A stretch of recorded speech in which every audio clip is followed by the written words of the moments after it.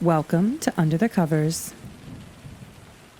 I am your host, Siren, and tonight I am your guide through the depths of the darkness.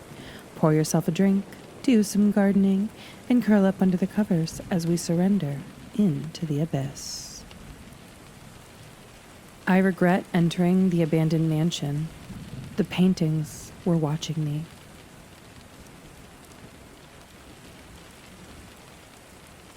You might think I'm stupid for posting this, admitting to a crime, and yeah, you're probably right, but I don't care anymore.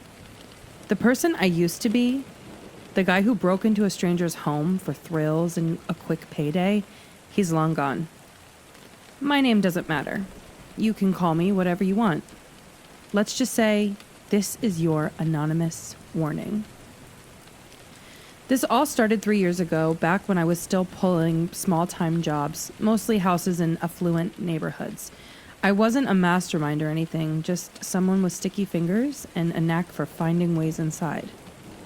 When I heard about the abandoned gray stone mansion, I thought it was the perfect score. The place had been sitting empty for decades, and rumors swirled about treasures left behind by the original owners. Of course, there were also stories about why no one stayed in the mansion for long. Ghosts, curses, people vanishing without a trace, your usual small-town nonsense. But I figured those stories kept the amateurs out, leaving more for me. I drove out one moonless night with a flashlight, a crowbar, and a backpack, ready to haul away anything that looked remotely valuable. The mansion sat in the middle of nowhere, surrounded by overgrown trees and weeds as tall as me. The windows were mostly shattered, and ivy climbed its walls like nature was trying to reclaim the place. Inside, the air was heavy with the smell of mildew, and every step I took on the creaking floorboards echoed through the silence. I hit the usual spots first: drawers, cabinets, anything that might hold old jewelry or forgotten cash. Found nothing but dust and rats. Still, I wasn't ready to give up. The mansion was huge, with more rooms than I could count. There had to be something worth taking. That's when I saw the portraits. They lined the walls of a long hallway on the second floor, each one larger than life and painting with unnerving detail. At first, I thought they were just your typical old money portraits. Stuffy men in suits, stern-looking women in elegant dresses. But the longer I looked, the more they unsettled me. The faces weren't just detailed, they were too lifelike. The paint seemed to glisten in the faint light of my flashlight, and the eyes, God, the eyes. They followed me wherever I went, their gazes drilling into the back of me even when I wasn't looking at them directly. But that wasn't what stopped me in my tracks. No, what froze me to the spot was the last portrait in the hallway. It was blank. At first I thought it was just an empty frame, but when I stepped closer, I saw faint outlines, shapes that seemed to shift and twist the longer I stared. And at the bottom of the frame, there was a small brass plaque with a single word etched into it: unfinished. A cold dread started creeping over me, but I shook it off. This was just a painting, I told myself. A creepy one, sure, but just a painting. I turned to leave the hallway, but something caught my eye. A small leather-bound book sitting on a pedestal near the blank portrait. Curiosity got the better of me. The book looked ancient, its pages yellowed and brittle. The text was handwritten in a language I didn't recognize, though some of it looked like Latin. Near the back of the book, there was a crude drawing of the hallway I was standing in, complete with the portraits and a set of instructions. The words were written in shaky English. Stand before the unfinished. Speak the names of the chosen. Do not falter. I should have left right then and there, tossed the book, bolted down the stairs, and never looked back. But I didn't. Instead, I flipped back through the book, scanning the faded text for any mention of these chosen. There they were, Names, dozens of them, written in tight, slanted script. They were eerily familiar, though I couldn't place where I'd heard them before. Then, almost without thinking, I found myself standing in front of the blank portrait, the book open in my hands. As I stared into the empty canvas, my flashlight flickered and died, plunging the hallway into darkness. The silence pressed in on me like a weight, and for a moment, I considered running. But something held me there. A morbid curiosity, maybe, or sheer stupidity. I whispered the first name on the list. Nothing happened. Then the second name. Still nothing. But as I spoke the third, I heard it. A faint rustling, like fabric brushing against the walls. The hairs on the back of my neck stood on end as the sound grew louder, circling me, closing in. I fumbled for my flashlight, but it wouldn't turn on. My heart pounded as I flipped through the book, trying to figure out what I'd unleashed. That's when I felt it. A presence behind me, so close I could feel its breath on my neck. I spun around, but there was nothing there. Just the portraits, their eyes gleaming in the darkness. No, not just the portraits. They were moving. The figures inside the frames shifted and writhed, their painted expressions twisting into something unrecognizable. Their eyes burned with a malevolent light, and one by one, they began to step out of their frames. Panic surged through me as I dropped the book and ran. The sound of footsteps, no, many footsteps, chasing me down the hallway. I didn't stop until I was out of the mansion, my chest heaving and my hands trembling. I never went back for the book, and I've spent every day since trying to convince myself it was all just a bad dream. But I know the truth. The eyes in those portraits weren't just paintings. They were people, real people, trapped in those frames, waiting for someone stupid enough to set them free. And the worst part? When I got back to my car, I caught my reflection in the window. For just a split second, my face didn't look like my own. It looked like a painting. I didn't go back to the mansion right away. For weeks, I kept telling myself to move on, to forget. But ignoring what happened wasn't as easy as I thought it would be.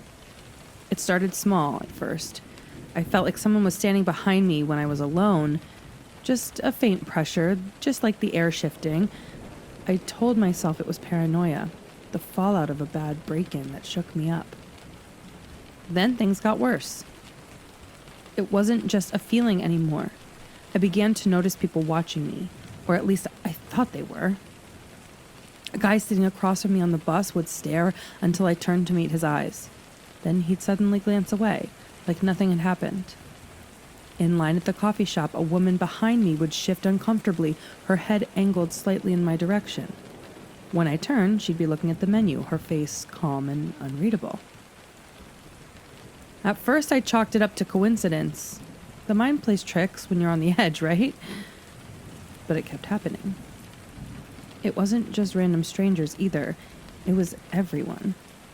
Even people I knew. Friends, acquaintances, the guy at the bodega who ran me up every morning. They all started to do it. I'd catch them looking at me from the corner of my eye, their expressions blank and neutral. But when I turned my head, they'd act like nothing happened. And then there were the smiles. Not big ones, not obvious, just the faintest curl of their lips, like they were sharing some private joke I wasn't in on. It was subtle, almost imperceptible, but once I noticed, I couldn't unsee it.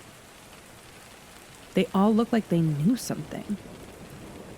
By the end of the second month, I'd stopped sleeping. Every time I closed my eyes, I'd picture that hallway in the mansion, the way the portraits had moved, their hollow faces and grasping hands. I knew it wasn't over. Whatever I'd set free, it was still with me. I finally broke one night after a particularly bad encounter. I was walking home from the grocery store, arms weighed down by bags, when I passed an old man sitting on a bench. He wasn't doing anything, just sitting there, staring straight ahead. As I passed, I glanced at him, and his head turned to follow me. It wasn't a normal movement. It was too smooth, too precise, like the way the portraits had moved.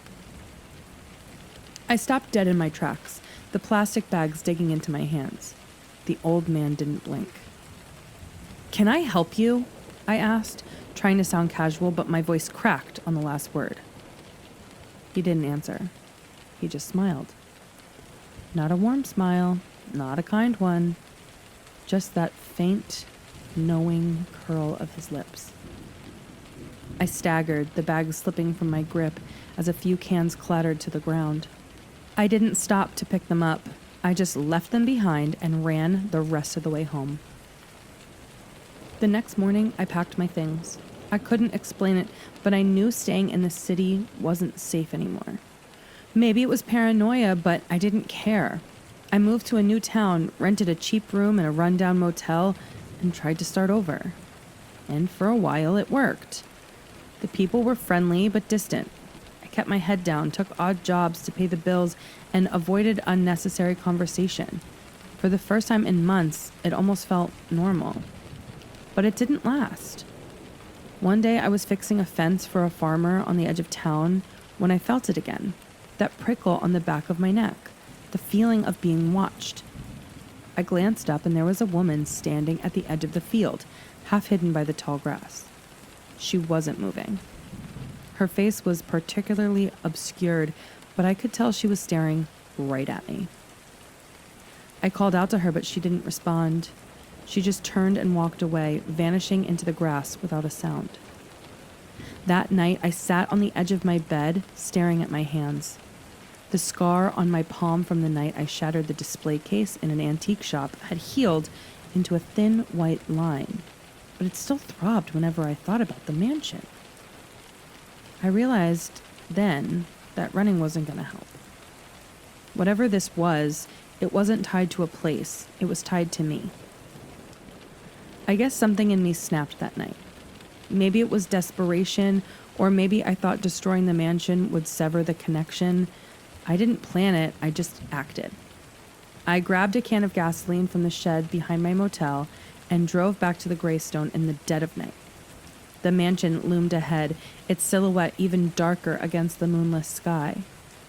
The air was heavy, suffocating, as I stepped inside.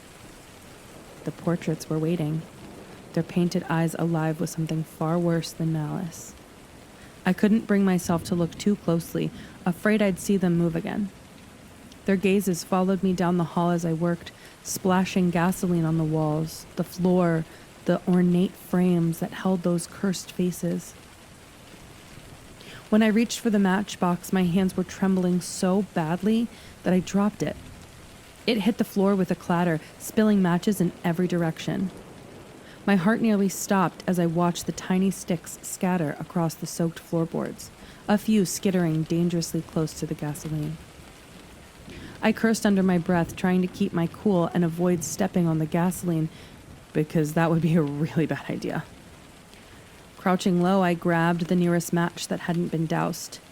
My fingers fumbled as the oppressive silence seemed to press in, my heartbeat loud in my ears. With shaking hands, I struck it. The flame sputtered to life, impossibly bright in the darkness. Without a second thought, I tossed it onto the gasoline-soaked floor and scrambled back as a fire erupted in a wave of heat and light. The fire roared to life, devouring everything in its path. The portraits twisted and warped in the heat, their colors bleeding and melting into one another. For a moment, I thought I heard them screaming. But I didn't stick around to find out. I ran in a panic, the flames roaring at my heels as I sprinted toward the door. When I finally stumbled outside, the mansion was engulfed, its windows glowing like fiery eyes piercing the night. I stood there gasping for breath, watching as the inferno devoured everything. I went home to my apartment, believing it was over, that I'd destroyed whatever evil had taken hold of that place. I couldn't have been more wrong. The next morning, I went back to the Greystone. Or at least what was left of it. The fire I'd set had gutted the mansion completely, leaving behind little more than a pile of ash and charred stone. The front steps still stood, blackened but intact, leading up to nothing but sky. I stood there for a long time, staring at the ruins, trying to figure out what to do.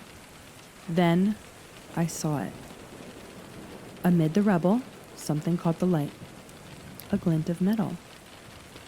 I climbed over the crumbling remains of the doorway and picked my way through the wreckage. When I reached the spot where the hallway had been, I found it. A brass plaque, scorched but still legible. Unfinished. My stomach turned. I didn't touch it. I didn't want to risk taking anything from this place ever again, but as I stood there staring at the plaque, I felt something shift. The air grew heavy the way it does before a thunderstorm. And then I heard it, faint at first, almost a whisper, but growing louder with every second. Footsteps. They were coming closer.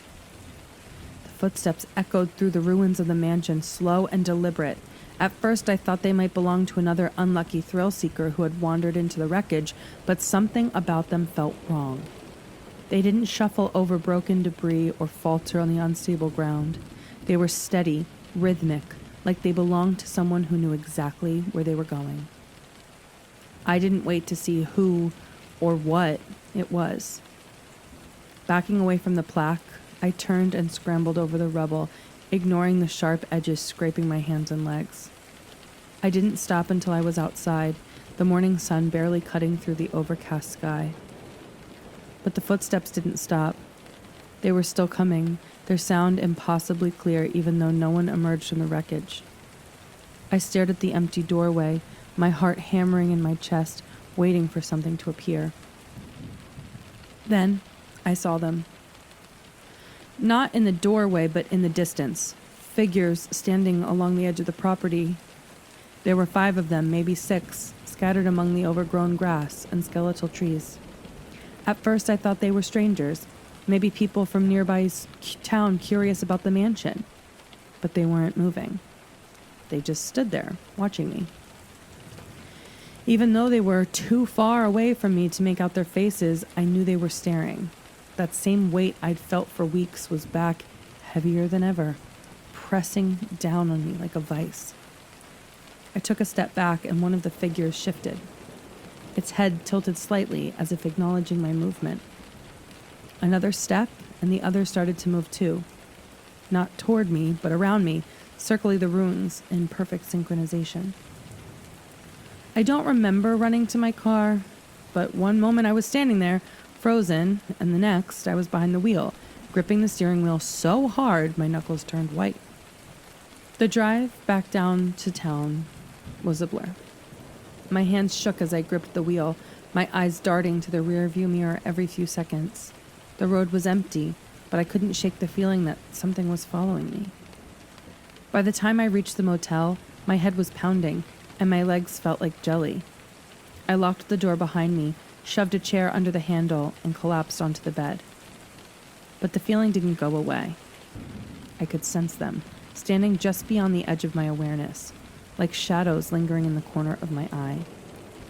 Every sound, every creak of the old building made me jump, my mind conjuring images of the figures standing outside my window, waiting for me to look. That night, the first knock came. I was sitting on the edge of the bed, the TV on low to drown out the silence, when I heard it. A soft, deliberate knock on the door. 3 slow raps, evenly spaced. I froze, staring at the door. Then I remembered. The motel had no front desk, no housekeepers, and no reason for anyone to bother me at this hour. Another knock, louder this time. I grabbed the crowbar I'd brought back from the gravestone and approached the door, my pulse racing. "Who's there?" I called out, my voice shaking. No answer. The third knock rattled the door frame and I almost dropped the crowbar. I leaned in, peering through the peephole. The hallway outside was empty, but I knew better than to trust what I saw. Stepping back, gripping the crowbar tighter, The knock came again, this time from the window. Spinning around, I saw nothing but the drawn curtains, but the sound was unmistakable. Someone or something was outside. I didn't move. I didn't breathe. For what felt like hours, the room was silent, and then I heard it. The faint creak of floorboards. Not outside, but inside the room. I turned, swinging the crowbar wildly, but there was no one there. The room was empty exactly as I'd left it, but the sound of footsteps didn't stop. They circled me, moving just beyond the edges of the light. And then the whispers started. Faint and indistinct, like voices carried on a breeze. I couldn't make out the words, but I didn't need to. I knew what they wanted. The figures, the portraits, the unfinished. They weren't gone. They'd followed me, clinging to my very existence like a curse. And now, they were done lurking. The whispers swelled, overlapping until they merged into a single, deafening roar.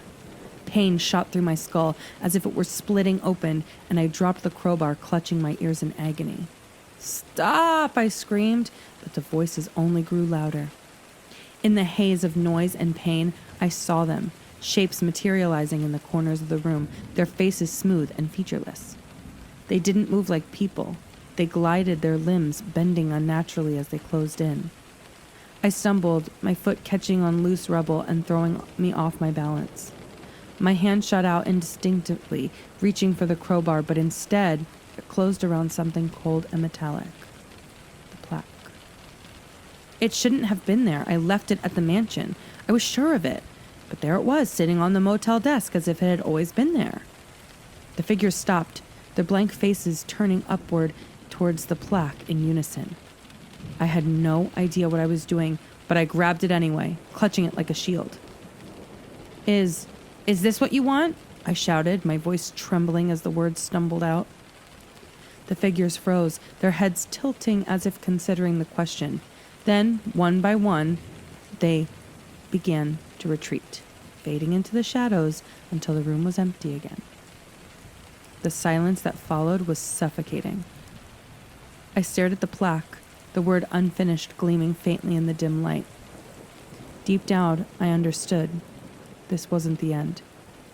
It was the start of something far worse. I didn't sleep that night. How could I? Every sound, every flicker of shadow felt like one of those figures returning, lurking just out of sight in the corners of the room. By dawn, I came to a grim conclusion. I couldn't keep running. Whatever this was, it wouldn't stop until I faced it. The plaque sat on the motel desk, its brass surface tarnished and dull, but the word etched into it, unfinished, seemed to pulse faintly, like it was alive. I didn't know what it wanted me to do, but I had the feeling that the mansion held the answers, or what was left of it. I returned to Greystone as the sun rose higher, the ruins almost peaceful under the light. But the calm was deceptive. The air still carried that oppressive weight, like the place itself was watching me. I walked through the rubble, my boots crunching on charred wood and shattered stone, until I reached the heart of the mansion. The plaque seemed to grow heavier in my hand the closer I got, like it was pulling me toward something. And then I saw it. A trapdoor partially obscured by debris. I don't know how I'd missed it before. It looked old, the wood scorched but still intact, with a rusted iron handle. I hesitated, every instinct screaming at me to leave, but I couldn't ignore the pull of the plaque. I knelt and yanked the trapdoor open. Beneath it was a set of stone stairs spiraling into the darkness. The air grew colder as I descended, the faint smell of ash giving way to something earthier. Damp soil, rotting wood. My flashlight barely pierced the gloom, but the stairs went on and on, deeper than should have been possible. Finally, I reached the bottom. The room was small, the walls curved directly into the stone, and at its center was a pedestal. On it rested an object covered in dark, tattered cloth. I approached slowly, the plaque in my hand vibrating slightly as if urging me forward. With a deep breath, I reached out and pulled the cloth away. Underneath was another painting. It was just like the others, the frame ornate and gilded, the canvas impossibly detailed. But this one wasn't of a person. It was of a scene. A field overgrown and wild, with a single figure standing in the distance. It looked familiar, but I couldn't place why, until I realized the perspective was mine. The painting showed me, standing where I'd been earlier that morning, staring back at the mansion. As I stared at the painting, the figure in it began to move, turning slowly to face me. Its features were blurred, distorted, but its posture was unmistakable. It wasn't just watching me, it was mimicking me. And then it smiled. The walls of the room trembled, dust raining from the ceiling as the figure in the painting stepped closer. My flashlight flickered and the air grew thick, almost liquid, making it harder to breathe. I staggered back, clutching the plaque like a lifeline. The figure reached the edge of the canvas, its distorted features pressing against the surface as if trying to break free. I didn't think, I just acted. Raising the plaque, I slammed it into the painting with all my strength. The canvas tore with a sound like a scream, the edges curling and blackening as the room erupted in chaos. The walls cracked, the floor buckled, and the pedestal crumbled into dust. A deafening roar filled the air as shadows poured from the painting, swirling around me like a storm. I ran, scrambling back up the stairs as the room collapsed behind me. The shadows clawed at my heels, their whispers deafening, but I didn't stop. I burst through the trapdoor just as the last of the staircase crumbled into the darkness. When I reached the surface, the ruins were still. The oppressive weight that had hung over the mansion was gone, replaced by an eerie calm. The plaque was gone too, along with the shadows. For the first time in months, I felt free. That was 3 years ago. I've tried to move on, to live a normal life, but there's always a part of me that wonders. The mansion's ruins were cleared a few months after I left. The land sold to a developer. They built a row of luxury homes there, all sleek glass and polished stone. I read about it in the paper, saw photos of smiling families posing in front of their new homes. But I can't help wondering if they feel it too. That faint pressure, that sense of being watched. I've stopped looking over my shoulder, stopped jumping in the shadows, but sometimes, late at night, when I'm alone in a room, I'll catch the faintest sound. Footsteps. Not close, no. But they're there. They're always there.